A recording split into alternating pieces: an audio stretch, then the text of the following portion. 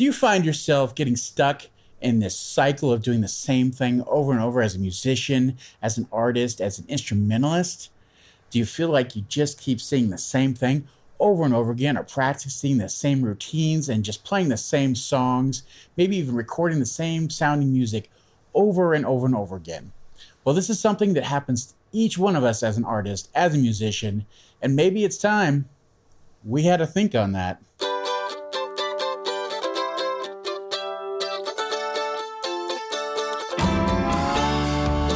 Hello and welcome to the 145 Rural Podcast, where we are here to strengthen music careers and communities one song at a time. And now here's your host, Jacob Wing.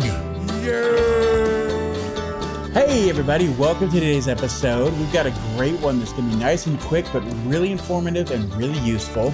Just before we get deep into this stuff, I just want to take a second to really thank you everybody.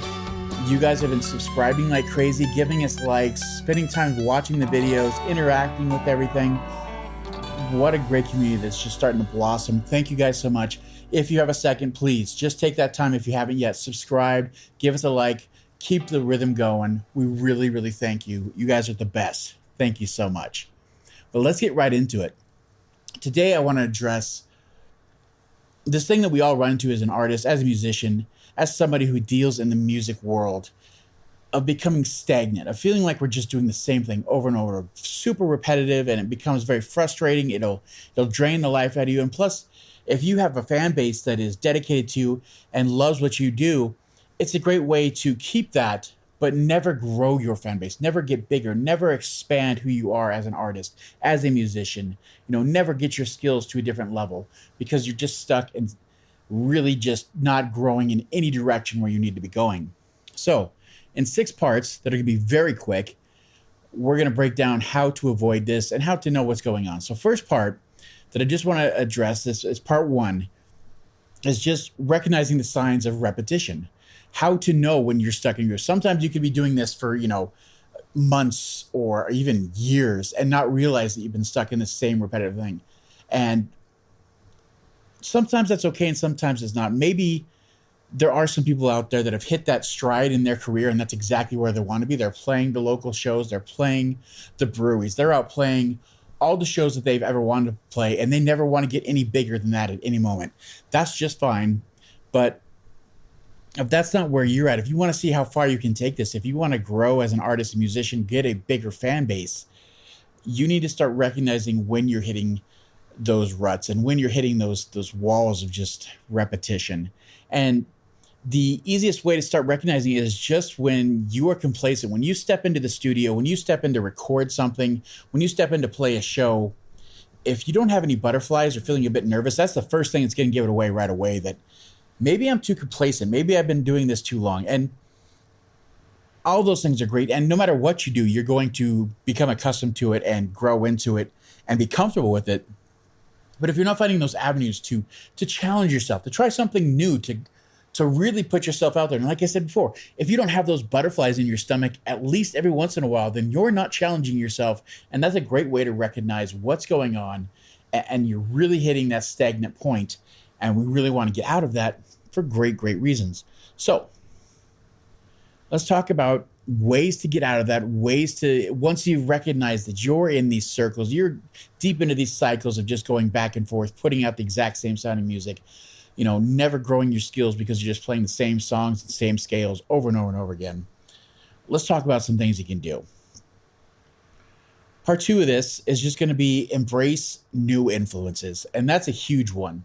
If you find yourself being just stuck in the same world and not really finding something new that's exciting to you, or challenging your repertoire, challenging what you do as a musician or an artist or vocalist or whatever it is, embrace some new influences. Listen to some new music until you find something you like, or go the opposite direction. Go deep, deep into the back catalog of all the music. Get some jazz, listen to some classical, things that you normally would never pick up and listen to, and see if you can't find something that resonates with you, and then take that and make it your own. Find a way, learn the song inside out, make it your own.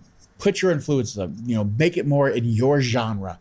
Take those steps to make it your own. And I guarantee you just that in itself, one, is going to refresh you and revigorate whatever you're doing. It's going to get that spark going, that spirit going, that you're excited again. It's also going to draw in different fan bases, different artists that may have heard this. Oh, is that jazz classic? But, oh, that's a new, different feel to it. I really like that. You never know. They'll go check out the rest of your catalog. They'll start going to your concerts.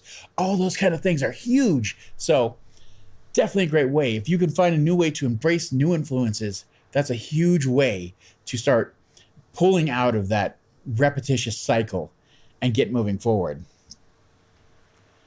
Next one I want to talk about, part 3 here, and one that we talk about a ton on this show, and I will continue to just hit it home until it sinks in with everybody and anybody, is just collaborate with others, work with other musicians. That is a huge way to pull you out of your rut, because they're going to show you like, hey, that sounds great. Here's how I do it.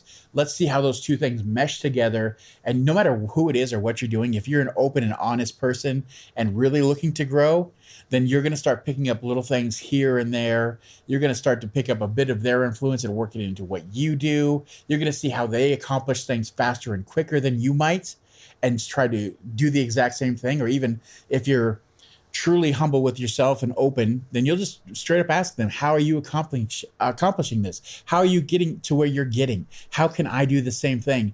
And I guarantee most people will take the time to tell you how they're doing that, what steps you can follow, what was happening when they were in your shoes at that point in their career. All those things come from collaborating with other musicians and being able to expand and see what they do and see how their style of music can influence your style of music. It's a wonderful, wonderful thing. It's honestly one of the best parts of music. Again, we will keep hammering that one home till the end of days, as long as we can. Hi there, and welcome to the ad break. We're just going to take a moment to let everybody know about our community of growing members, and if you'd like to be a part of that, just look at the info below and there will be a click there for an email sign up to join in and get your voice heard. As well, if you're enjoying this content, please join our Patreon at patreon.com/145rural. There you can join any of our groups, and you can add to the discussion of what topics we will choose that will help you and hopefully future members of our groups, as well as join monthly Q&As and other such benefits. Again, that's patreon.com/145rural, and we look forward to seeing you there. Now, back to that regularly scheduled episode, and enjoy that content. Thanks again.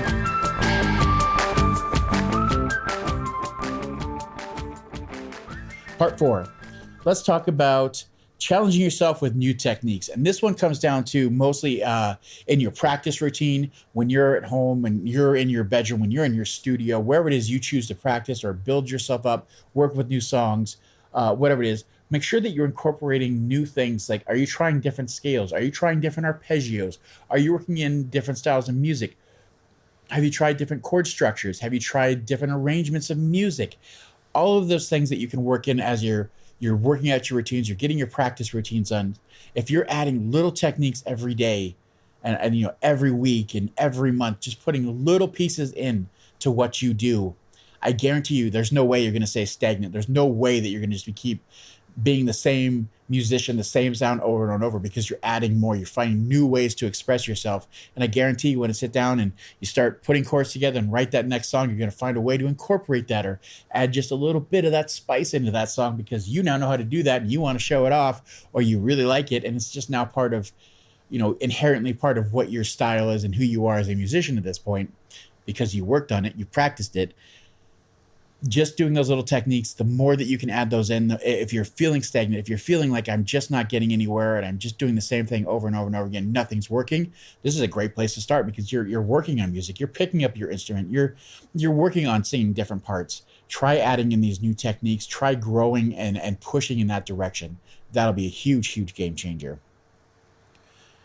Part number 5 here. This one I personally like to tell a lot of people.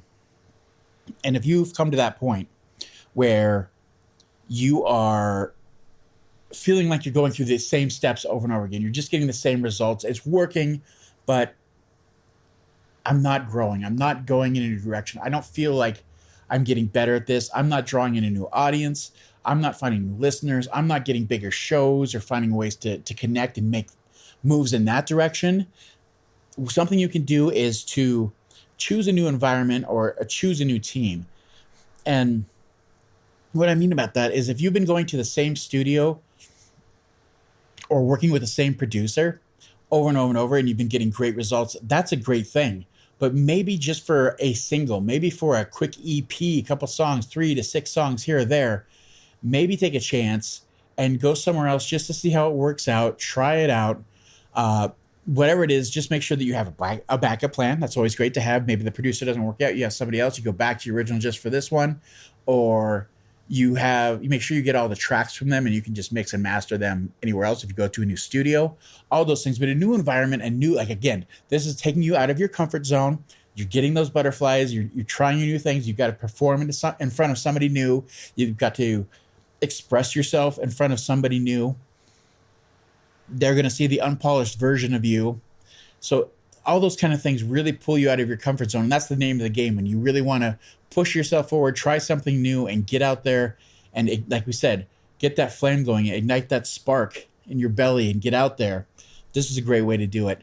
That doesn't mean just get rid of the people that have done great things in your life. You can go back to them for another album or, do another project with them in another way. Always keep people around that want to support you and have brought the best out of your music. Always keep them around. But sometimes you got to try new things. And I guarantee you, as a studio owner, as a producer of other people, I completely understand when they need to go somewhere else or they got to try something new. It's not the time to get, butthurt and really offended by it. You just move on, do your next thing. It's great. Last but not least, part 6 here of things you can do to switch things up and get things moving forward again. Take breaks and reflect and recharge. And it's basically just taking a vacation as a musician. We all experience burnout in some way or some form, and that's okay. It happens to all of us. We're always on this constant hamster wheel of just trying to create music, create content, create engagement. It's never, ever, ever ending. And it will drive you to insanity. It will make you hate music. It will make you hate what you do. It'll make you hate the parts of you that love to create.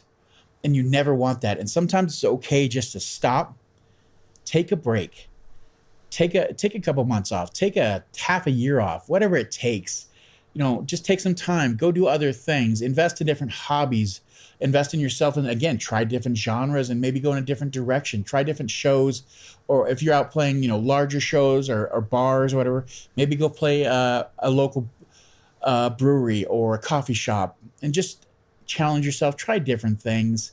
And a good part of this is the reflect part, where you can maybe just take a second and absorb and let yourself understand everything you've accomplished. Because I guarantee whoever you are, if you're taking the time to watch this, you've accomplished things, you've made things happen, and you need to take time to understand that and really let it sink in and be proud of that. And, you're going to grow beyond that. You're going to grow and keep going forward from that point, but really you can be proud of that. You should own it. It's a great thing. So that's it. 6 easy ways. If you feel yourself just, in the Groundhog movie, just going through the same day over and over and over again as a musician, this will break it up. This will do the trick.